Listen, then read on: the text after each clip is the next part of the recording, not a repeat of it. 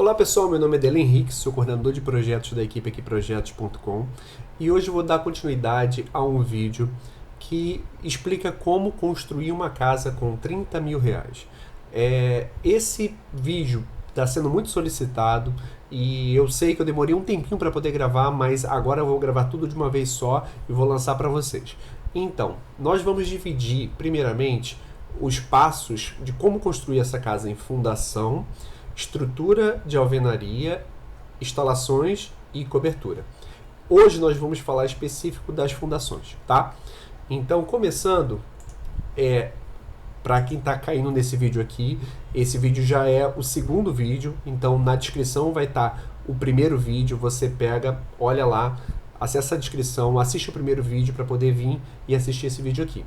Então, iniciando, a proposta é uma casa de aproximadamente 30 metros quadrados que a gente consiga construir com até 30 mil reais.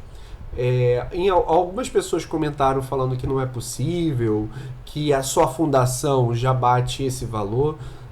Não é bem assim. Existem vários tipos de fundações, existem várias situações de terrenos diferentes. Claro que eu vou colocar em uma situação de um terreno plano. Se nós estamos trabalhando em um terreno em aclive ou declive, o custo vai aumentar, sim. A gente vai ter que usar outras técnicas executivas, mas eu estou simulando aqui uma construção em um terreno nivelado, tá bom?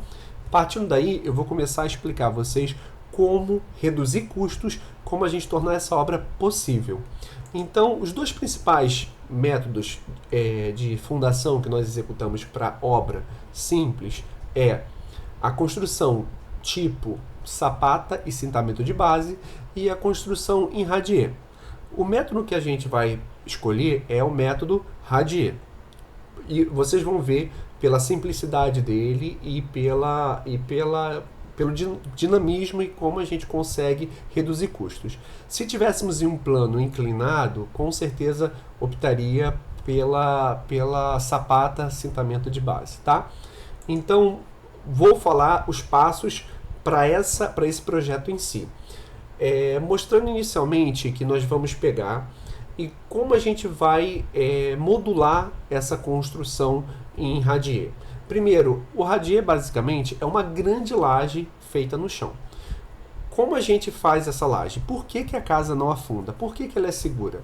Porque a gente distribui toda a carga de forma uniforme. É como se fosse o casco de um barco, entendeu? E nisso a gente consegue espalhar. Então, mesmo se eu não tiver um solo tão resistente, um solo tão compactado, eu consigo distribuir a carga e a casa não ter problema de erosão, afundar ou trincar. Sendo que, claro, esse perfil de fundação é uma fundação específica para obras de pequeno porte. Se você faz uma obra com uma carga muito grande, como um prédio de 4 andares, 3 andares, você precisa fazer a sondagem do solo.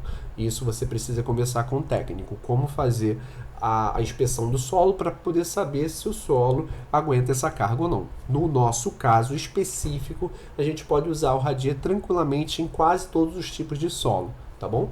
Então, começando, a primeira fase, a gente precisa nivelar o nosso terreno e fazer os marcadores de nivelamento, que é normalmente um sarrafo de 10, que a gente coloca 1 metro afastado da caixa da casa, para que a gente possa usá-lo como régua. Então a gente nivela e a partir dele a gente compacta o solo e a gente tem as bases para que a gente possa esticar as linhas guias. A maioria dos pedreiros trabalham tradicionalmente dessa forma, você não precisa se preocupar, é um método bem simples, bem comum. Se vocês quiserem que eu faça ensino específico como tirar a marcação do terreno, deixa nos comentários, manda mensagem no e-mail que eu vou detalhar essa parte conforme vocês solicitarem, tá bom?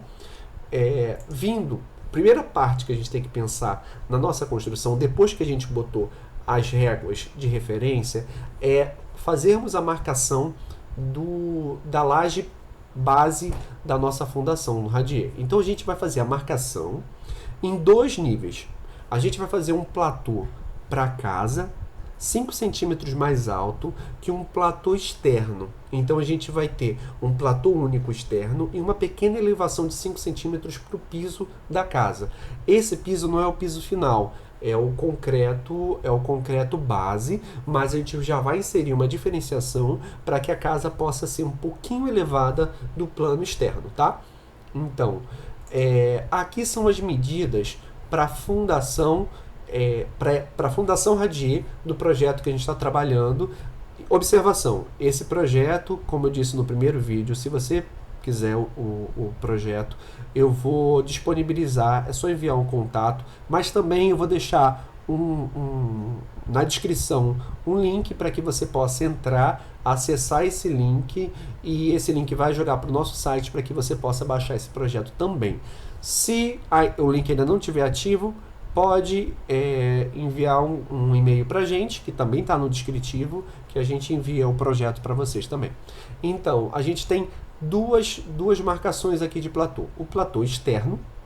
Esse platô externo, eu já fiz um cálculo base aqui, ele é um sarrafo de 10 que você vai utilizar, porque a nossa laje vai ter uma espessura de 10 externa e no meio vai ter uma espessura de 15 centímetros. Eu vou mostrar para vocês como na prática isso é feito. Eu vou voltar aqui no outro desenho. Nós temos um sarrafo de 10 marcando por fora e um sarrafo de 5 nivelado a partir do fundo dele com a parte alta do sarrafo de 10. Então, dessa forma a gente consegue fazer um platô único, mas com um dente de variação, certo? Para que a gente possa fazer, para que eu possa explicar melhor esses níveis, vou colocar aqui, ó. Aqui é o terreno em si, a terra. Aqui eu tenho o primeiro nível, que é essa marcação da área externa. Aqui eu tenho o segundo nível, que é a marcação da parte interna da casa com 15 centímetros. Voltando à casa, eu vou mostrar para vocês o que é essa diferenciação do piso. A gente tem essa parte interna da casa tendo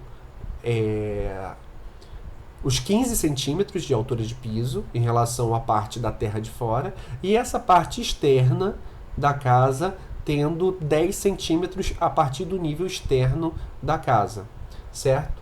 Voltando aqui a detalhar o nosso projeto. A partir do momento que a gente colocar as marcações externas e acertar o nosso terreno, a gente precisa se preocupar com uma etapa, que são as instalações hidráulicas. Eu não vou especificar como você vai fazer essas instalações nesse vídeo aqui. Isso vai ser para um outro vídeo.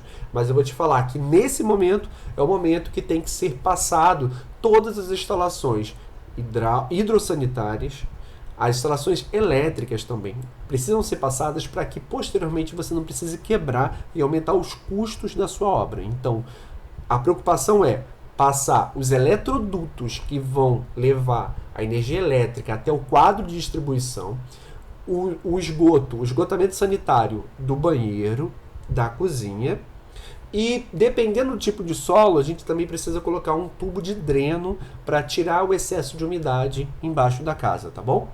Então, pós a parte da instalação hidráulica e elétrica, instalação ainda não, as tubulações, o eletroduto e a tubulação base de esgoto e água para alimentação.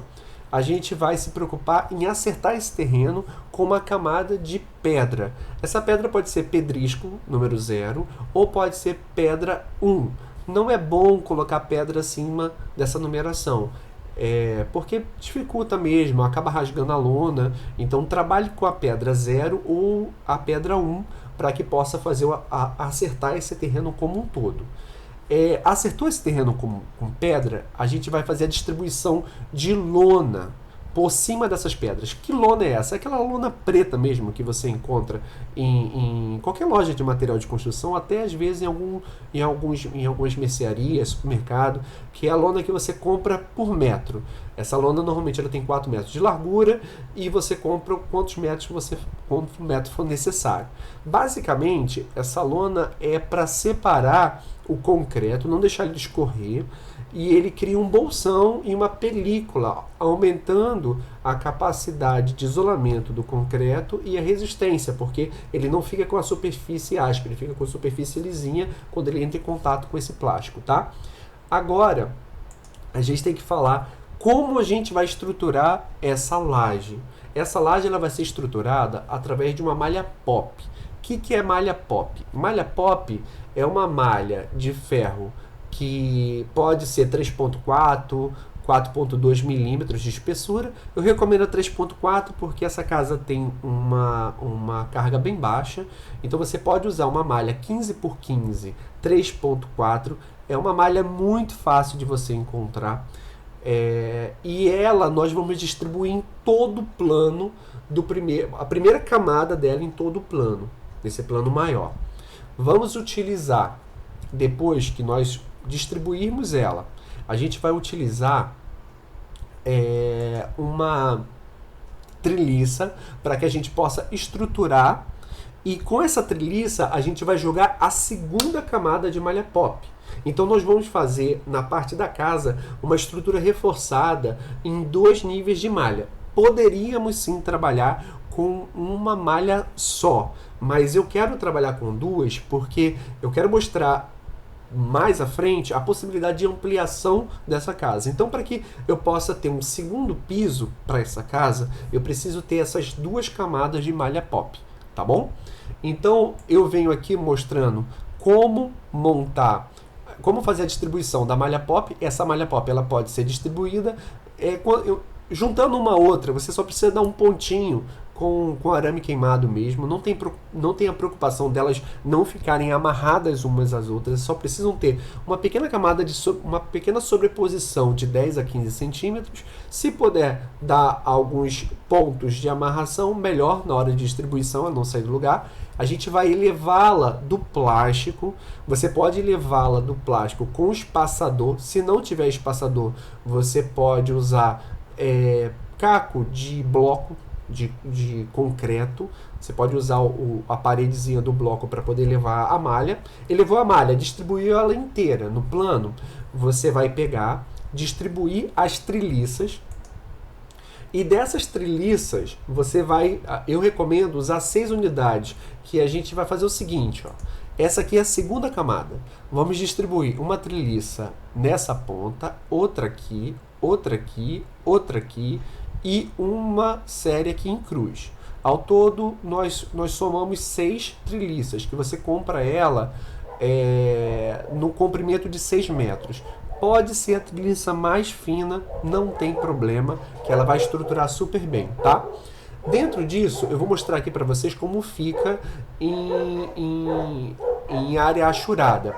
Eu tenho aqui a marcação externa de uma camada só, e na parte do platô onde a casa vai entrar, eu tenho a treliça dupla. Eu tenho a segunda camada de treliça. Então eu tenho aqui, ó, a primeira camada e a minha segunda camada. Sobrepondo as 2 camadas, eu tenho isso aqui. Essas são as dimensões mesmo. Depois vocês dão um pause no vídeo, observa as medidas direitinho. Pode seguir essas medidas aqui que vai dar certinho em relação ao dimensionamento da casa. Pós a montagem dessa forma, você vai ter a sua estrutura dessa forma aqui, sendo primeira malha, as treliças, segunda malha, os seus eletrodutos posicionados, os tubos posicionados para instalação, aí liberado para concreto. O que foi calculado para que a gente possa encher todo esse platô são 7 metros cúbicos de concreto. Eu recomendo que esse concreto você compre usinado. Pô, mas não vai ficar caro? Não, não. Concreto usinado hoje, quase como um todo, ele consegue ter preço mais competitivo do que você encher esse concreto na mão. E você consegue ter uma qualidade muito boa, porque você está trabalhando com concreto que está vindo bem homogêneo, que ele é aplicado em pouco tempo, não é um concreto que vai ser feito na mão, então você consegue ter uma qualidade excelente e ainda melhor, você consegue, na maioria das empresas, parcelar esse concreto em 10 vezes, em 12 vezes e tornar ele mais acessível. Feito esse platô, você já resolveu um grande problema, já resolveu uma das etapas mais complicadas para você iniciar a sua casa, tá? A partir desse momento eu vou falar sobre blocos e como você estruturar os métodos principais para que a gente possa levantar as paredes dessa casa, tá bom? Mas agora fica para um outro vídeo, então eu peço que você curta, compartilhe esse vídeo com quem precisa e deixe um comentário se ficou alguma dúvida, se você quer debater sobre algum processo desse ou se quer que eu aprofunde algum detalhe da fundação, tá bom, gente? Valeu, obrigado, fiquem na paz e até o próximo vídeo. Tchau!